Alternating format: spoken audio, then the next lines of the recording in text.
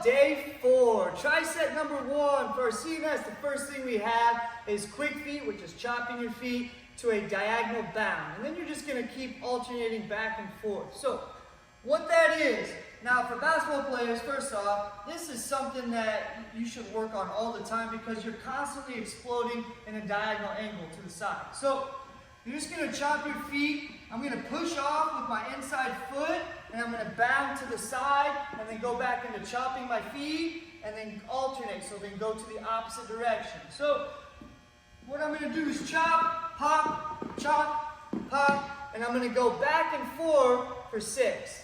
Then after that, instead of the lateral steps, for exercise 2, what we have is monster walks and an iso squat. Again, if you have a band, use the band, but you don't need a band. So, what you're going to do is get down low in that squat position. I'm going to push off in that diagonal position, come together.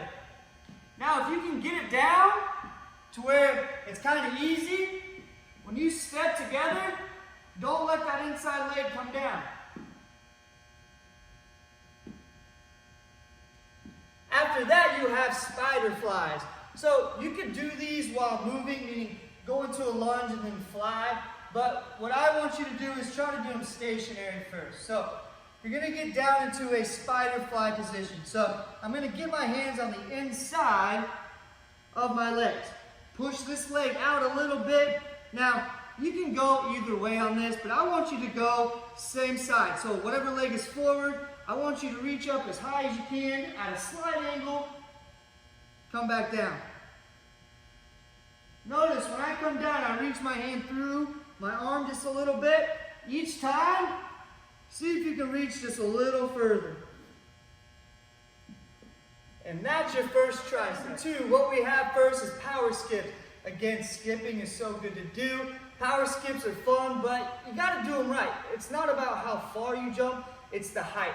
So each step or each jump, try to get up even higher. You're doing only 4 to 6 total. It's not very many. But what you're trying to do is each skip is get up higher. So I'm going to take about 2 steps. I'm going to go 1, 2, up, 1, 2, up. But each time, I'm trying to get higher and higher. Exercise 2 on tricep 2 for day 4. We have a hip flexor reach. Now, we like to use a wall on this, so you can use a wall if you want. But what you're going to do is get down into a kneeling position. I'm going to push my hips forward,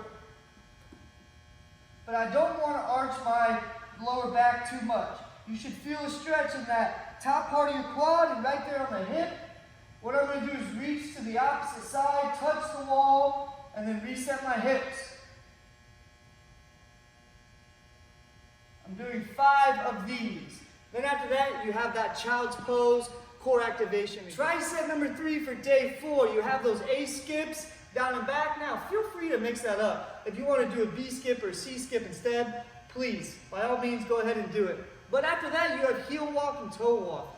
For those of you that really want to increase your vertical, you really need to start thinking about your ankle mobility. Start adding these to your workouts, practices, before games, warming up with it every single time. It's really going to help. So what you're going to do on the heel walks is we get on our heels.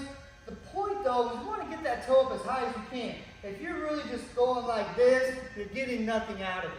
So get that weight on the heel.